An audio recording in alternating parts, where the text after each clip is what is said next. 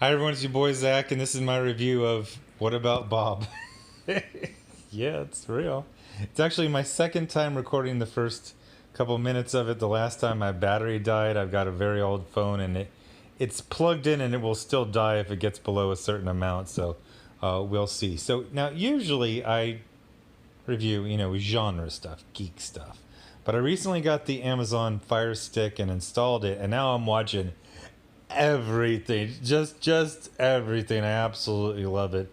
I've been watching movies on my phone for like the last 5 years since I got it.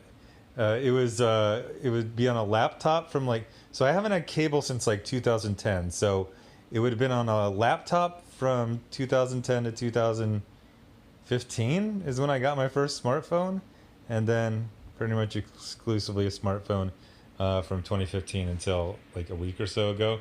So now I'm watching movies at home on a TV. Oh, it's crazy. So anyway, for whatever reason, I'm not just watching a lot of movies. I'm watching a lot of movies at a time. Like I'll have 4 movies that I'm watching like 10 minutes at a time. So you're seeing the recommends, you're seeing the free. I see What About Bob. I go, you know what? I've never seen this movie. I heard about it a million times. Let's do this.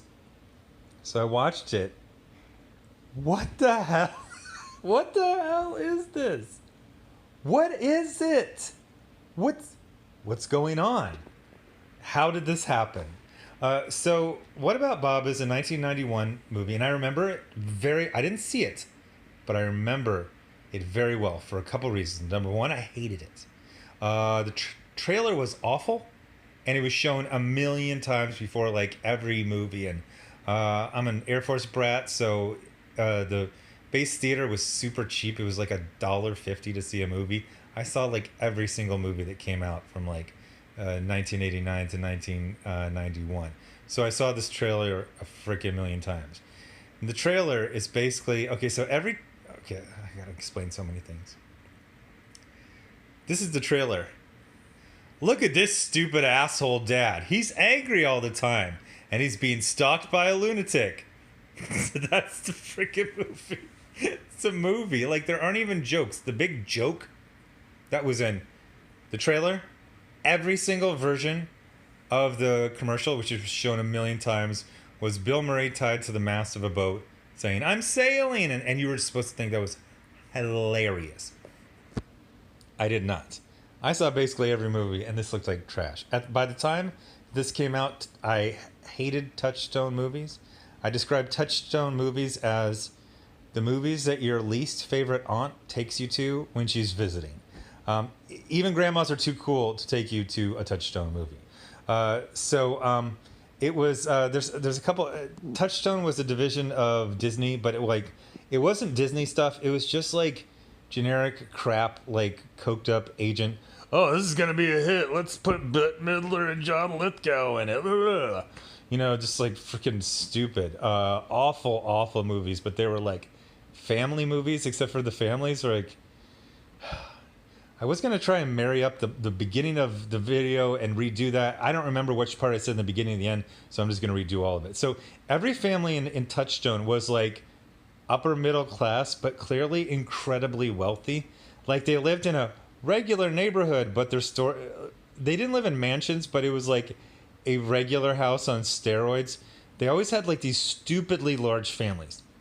In the 80s, there was still large families. Like now there's so many, families with just one kid, but you'd have 2 to 4 kids.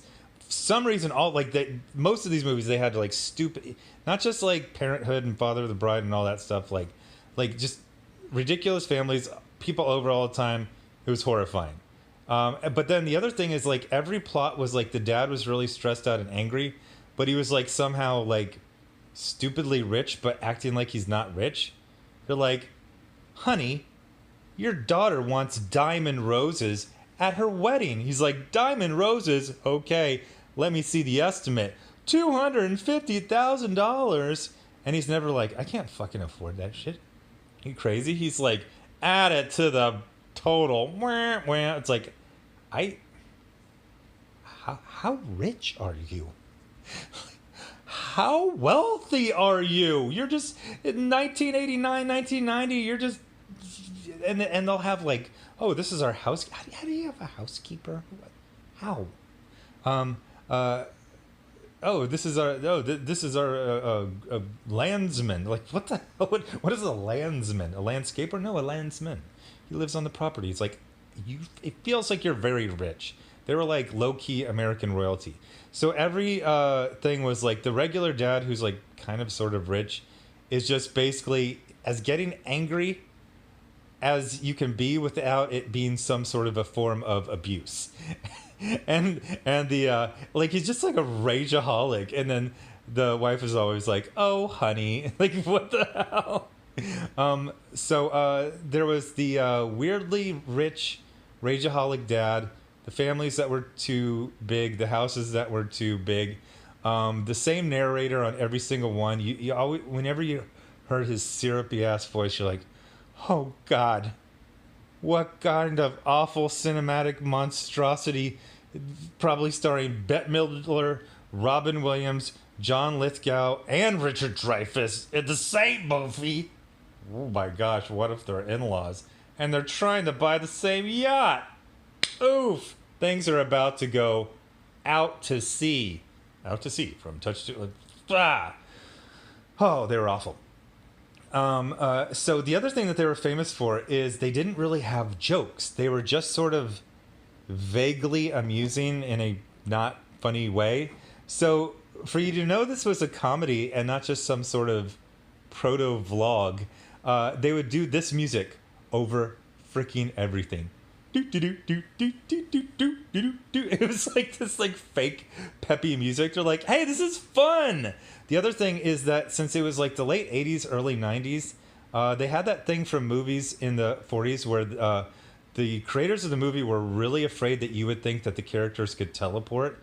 Like if they said in New York City, and outside the window would always be like a building that people recognize. Like outside every New York City window was the Empire State Building. Is like, oh, he's in New York. So they're like, oh, I need to fly to Chicago. You can't cut to him in Chicago.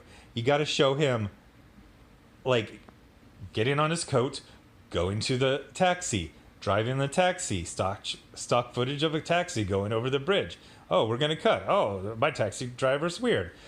So like, they didn't have as much of that as in like the 1940s, but they would still have it. It would still have a lot of like getting out of the car and going into the house, and you're like, doo, doo, and the dad's all freaking raging, and it's just like doo, doo, doo, doo, doo, doo, doo. So this is a movie about a crazy person, like, and not like funny crazy. There was this phrase in Mr. Right, which I love. I am like the freaking John the Baptist of that movie, Mr. Right. It's freaking, what's his name and what's her name? It's on Netflix. So at one point, a character uses the term fancy homeless, and Bill Murray's supposed to be like charming and sane, but he's a freaking lunatic. Although he seemed to have a job, and he clocked in at his house. That was weird. I just assumed he was an accountant or something like that. So he gets palmed off on Richard Dreyfuss, who is an up and coming, like almost on the verge of being like a celebrity, kind of like a Dr. Phil. He's got a book. It was 1991. People read books. And he's going on the Good Morning America show. It's a lot of stuff I have to explain if you're not 50. And so the central conceit is that Bill Murray is a lunatic. He's basically destroyed the life of his old psychiatrist. And this is a thing that they don't really make clear in the movie, but it's like a real life thing. You can't just be like, fuck you, I hate you, and just dump your client. Like, you have to find them another therapist. I don't think it's illegal, but it'll get you really in trouble with like the boards that manage doctors. Like, once you have a patient, like I knew one person, they're like, my patient comes in there, looks me dead ass in the eye, and pisses their pants, and be like, oh, I just can't stop. But it's like, why do you look me dead ass in the eye like right before you do it? Like, seriously, like there are patients that are just like wild. They're having everything paid by the state, or they've got some like $10 deductible. So like for $10 a week, you get to treat someone like absolute shit. So this doctor is like, I don't want this patient anymore. You got to find someone. So this really like just nervous doctor calls like the celebrity guy. It's like, hey, I think his name is Leo. Leo, can you take my client? He's like, yeah, sure. He's like, wait, you're obviously on the like. Why are you trying to get? I'm going to Europe forever. Like, okay, whatever. Like psychiatrists know when a bad patient is being palmed off on it, but he doesn't do anything. So then they have a interview. And the thing is, you're not stuck. You can do an initial interview and just say, we're not the best fit for my style of therapy, but like Bill Murray has like the worst interview ever. He's clearly severely mentally ill with no boundaries issues, or massive boundaries issues. He has no boundaries, and the you can tell this like Richard Dreyfuss. He just wants like easy, high paying clients. So you're like, at one point, Richard Dreyfuss is like, the best psychiatrist is yourself. And he hands him his book. It looks like for free. And you're like, oh, okay. So he's trying to get rid of him. And the rest of him is he didn't actually accept him as a client and he's being stalked. Like, no, he takes him as a client. It makes no sense. So then he goes on a vacation and then Bill Murray, proceeds to commit hella crimes, like freaking hella crimes, to which, again, the main part of the movie takes place over like, if I remember correctly, it's like 2 days. It's 2 or 3 days. Bill Murray drives Richard Dreyfuss, who's an asshole, like a type A asshole. The A isn't for asshole, it's just a coincidence. He drives him absolutely insane. Like in 2 or 3 days, so Richard Dreyfuss is about to murder him. The problem is like the tone is all off. Like, it's about a guy who's not really very cool or very nice, Richard Dreyfuss's character, but like he doesn't deserve to be tortured and have his life destroyed. But then like the family, as Bill Murray is clearly a lunatic, keeps thinking it's like hilarious. Now, usually what they do is like the really disturbing stuff, the family won't see it, So you're like, oh, he's a sweetheart. But like they see it and they just think it's like cute. And then weirdly, like way at the end, they get disturbed because they realize this guy's a mentally ill stalker. He will not leave you alone. But like by the time that's happening, Richard Dreyfuss is like actually trying to murder him. So you're like, I mean, I know this isn't like super realistic, but like you assume like gravity works like gravity. Like if people commit crimes, they go to jail. Like if you don't have money, you can't. You know what I mean? Like basic rules of like understanding life would work in this universe, but like everyone's like, haha, dad's being driven insane, it's funny. I mean, like he's clearly like disturbed.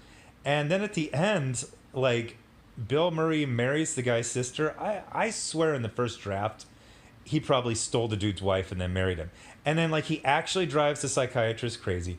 The psychiatrist goes to the loony bin, but like nobody seems to know how mental illness or psychiatry works making this movie. So like you're just stuck with the client forever, and even if you have like a terrible consult, the client can commit multiple crimes, some of which I'm pretty sure are felonies, and like never get in trouble.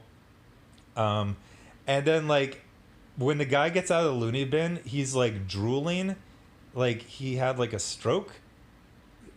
I mean, maybe he's supposed to be so medicated, but everyone's like, ha ha, he married your sister. What the fuck is this thing?